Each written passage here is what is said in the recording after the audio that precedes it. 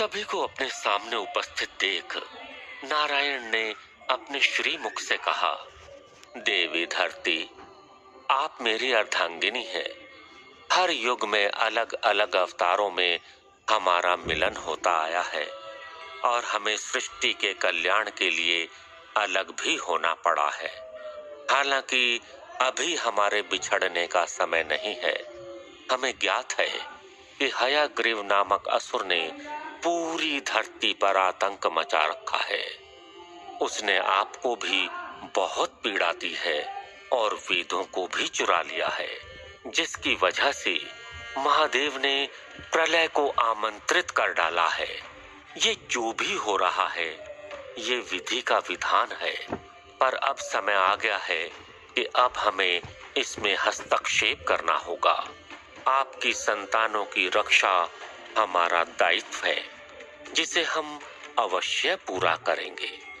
भगवान विष्णु के मुख से ये शब्द सुनने के बाद मेरी खुशियों का ठिकाना नहीं रहा। पूरे ब्रह्मांड में उनकी जय जयकार होने लगी। तभी भगवान श्री हरि अपने चतुर्भुज अवतार में सबके सामने आए और कहा, सभी समस्याओं के निवारण के लिए मुझे धरती लोक पर जाकर एक पुण्यात्मा को ढूंढना होगा, जिसके अंदर अभी भी सच्चाई हो, जो मेरे दिए मार्ग पर अभी भी चल रहा हो। इतना कहकर भगवान नारायण ने अपनी आंखें बंद की और उन्होंने उस पुण्यात्मा का स्मरण किया। वो पुण्यात्मा है राजा सत्यव्रत।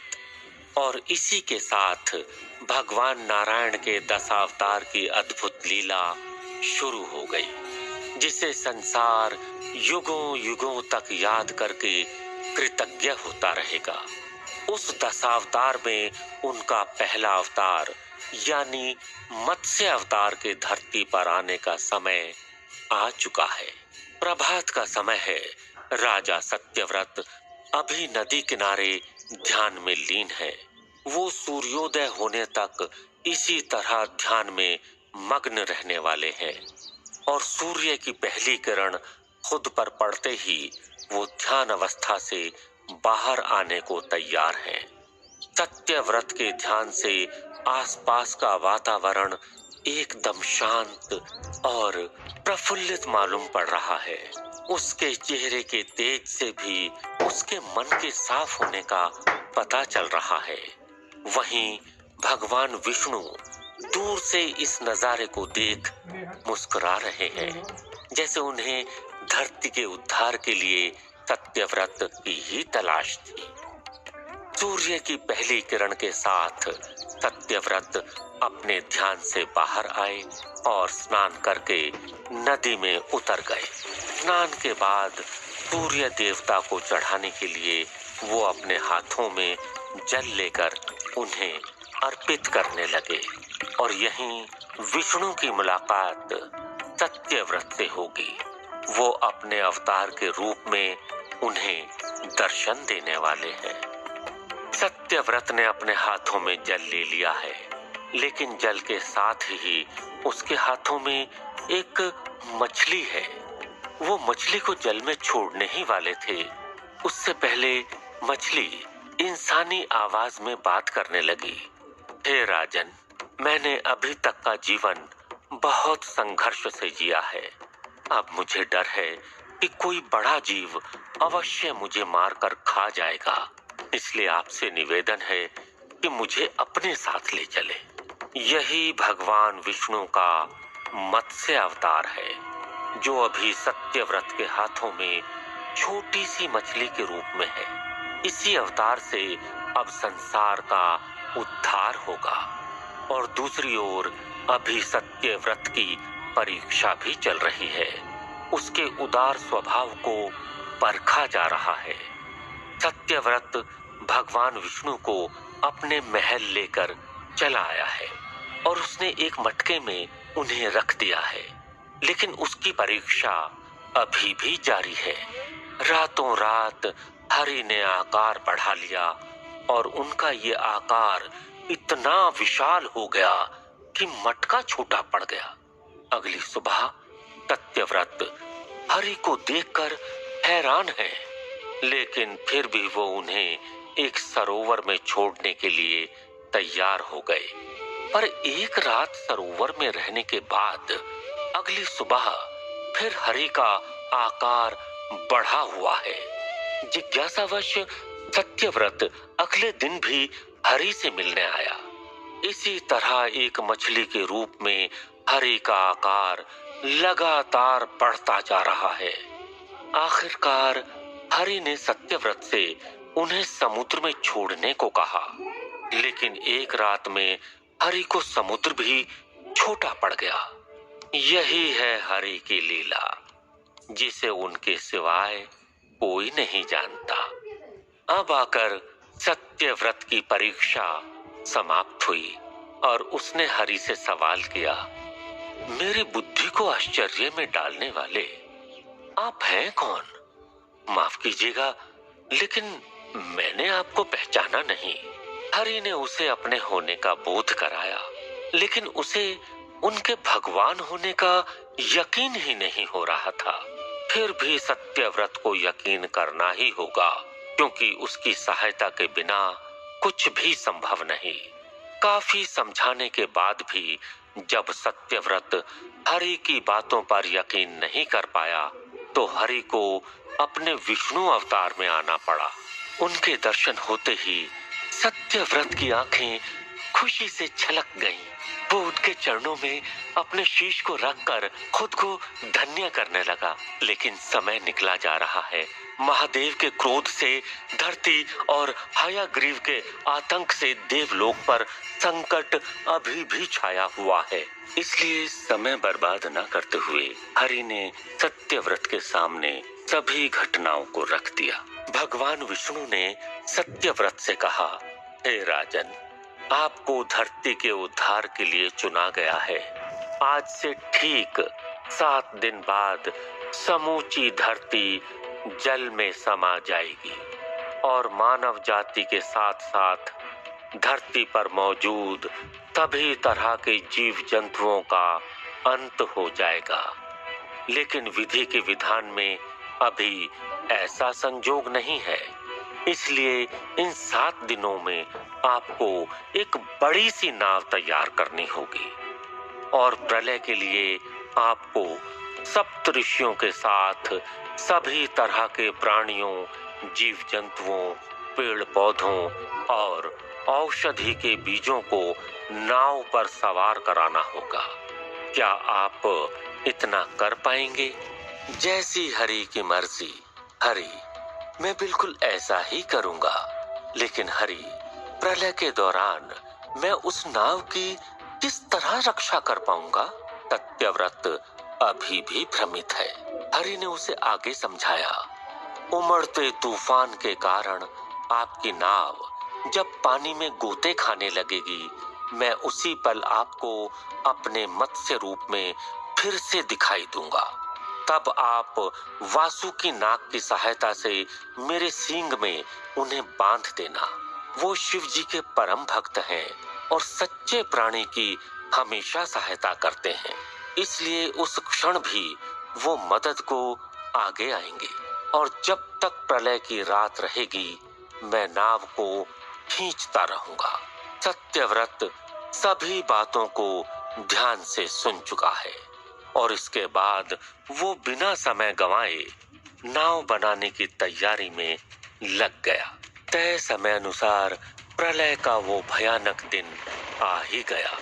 नदियों और समुद्रों में डरावने तूफान जन्म लेने लगे। वो इतने विशाल रूप में आ गए कि सब कुछ पल भर में निकल जाए। देखते ही देखते सारे संसार में जल ही जल नजर आने लगा। इधर सत्यव्रत भगवान विष्णु की बताई दिशा के अनुसार नाव लेकर निकल चुका है। हरि भी अपने मत्स्य अवतार में समुद्र में मौजूद हैं और सत्यव्रत की राह देख रहे हैं। ऊंची ऊंची लहरों के बीच नाव गोते खाने लगी है। सत्यव्रत के इंतजार में भगवान विष्णु को एक नाव दिखाई दी, जिसमें बताए हुए सभी प्राणी सत्यव्रत के साथ मौजूद हैं। बिना समय बर्बाद किए भगवान विष्णु अपने मत्स्य अवतार में सत्यव्रत की नाव के सामने प्रकट हो गए। उन्हें देखते ही सत्यव्रत अपना सिर झुकाकर प्रणाम करने लगा, जबकि नाव पर मौजूद बाकी सभी इतनी बड़ी मछली को देखकर डर से कांपने लगे। इधर सत्यव्रत ने विष्णु के सींग में वासुकी नाग को बांध दिया। अब नाव को खींचने का काम शुरू हुआ। हरि के मार्गदर्शन से नाव में मौजूद सभी राहत की सांस ले रहे हैं और हरि भयंकर तूफान के बीच नाव को खींचकर हिमालय की ओर लेकर जा रहे हैं। कई दिनों की यात्रा के बाद हरि हिमालय की चोटी पर नाव को लेकर पहुंच गए हैं और उन्होंने नाव को हिमालय की चोटी से बांध दिया है। जल प्रलय के समय इससे सुरक्षित स्थान और कहां होगा। वहीं प्रलय का प्रचंड रूप अभी भी जारी है। सभी इस तबाही के रुकने का इंतजार कर रहे हैं और धरती इस बात से आश्वस्त है, भगवान शिव के तांडव से उत्पन्न हुआ ये प्रलय अब रुक जाएगा और धरती लोक धीरे धीरे फिर से फलने फूलने लगेगा। परंतु महाविनाशकारी असुर हयग्रीव अब भी जीवित है। माता पराशक्ति का भक्त हयग्रीव, जिसकी कठिन तपस्या से प्रसन्न होकर माता ने उसे ऐसा वरदान दे दिया जिसके बाद उसका मारा जाना लगभग असंभव हो जाने वाला था। इस वरदान को पाकर हयग्रीव का घमंड और लालच बढ़ गया और उसने वेदों को चुरा लिया। अब वो स्वर्ग और संसार को विजय करने निकल पड़ा है। समस्त ब्रह्मांड के जनक श्री हरि को तो इस संसार का आदि और अंत पता है। फिर एक दानव की गलती उनसे छिपी कैसे हो सकती है। परंतु माँ भगवती आदि पराशक्ति से मिले वरदान की मर्यादा को बनाए रखना श्री हरि के लिए किसी कर्तव्य से कम नहीं है। इसलिए वरदान प्राप्त किया हुआ हयग्रीव निडर होकर संसार में पाप कर रहा है। उसे लग रहा है कि वो अजेय है। पूरा संसार उसके पापों से त्रस्त होकर हाहाकार कर रहा है। देवताओं के प्राण संकट में हैं। वो त्राही त्राही करते हुए मदद के लिए देवादिदेव महादेव के सामने प्रकट होते हैं। प्रभु जगत पालनहार, हमें हयग्रीव के प्रकोप से बचाइए। वो पूरे देवलोक में तबाही मचाने पर तुला है। माता आदि पराशक्ति का वरदान पाकर वो अजेय हो गया है। उसे हराना असंभव हो गया है प्रभु। उसने कई देवताओं को मृत्यु के घाट उतार दिया है। ऋषि मुनियों को यज्ञ और धार्मिक कार्यों से रोक रहा है। ऐसे में तो हम देवता बलहीन हो जाएंगे और संसार का पालन पोषण असंभव हो जाएगा। हमारी रक्षा कीजिए प्रभु, इस संसार की रक्षा कीजिए प्रभु। महादेव ने अपनी आंखें खोली और कहा, देवगणों, ये संसार जिसकी लीला का रंगमंच है वो सभी कार्यों का करता है और सभी समस्याओं का समाधान भी। ये सब जो हो रहा है वो मेरे आराध्य श्री हरि की लीला का अंश है। आप सबको उनकी ही शरण में जाना चाहिए। जब पाप अपने चरम पर होता है तो श्री हरि इसी रूप में अवतार लेकर सबके तारणहार बनते हैं। अब समय आ चुका है उनके दूसरे अवतार का। क्या है भगवान श्री हरि का दूसरा अवतार? कैसे करेंगे वो हयग्रीव जैसे शक्तिशाली राक्षस का अंत? और माता आदि पराशक्ति के वरदान के बाद हयग्रीव का वध करने के लिए श्री हरि क्या माया रचेंगे?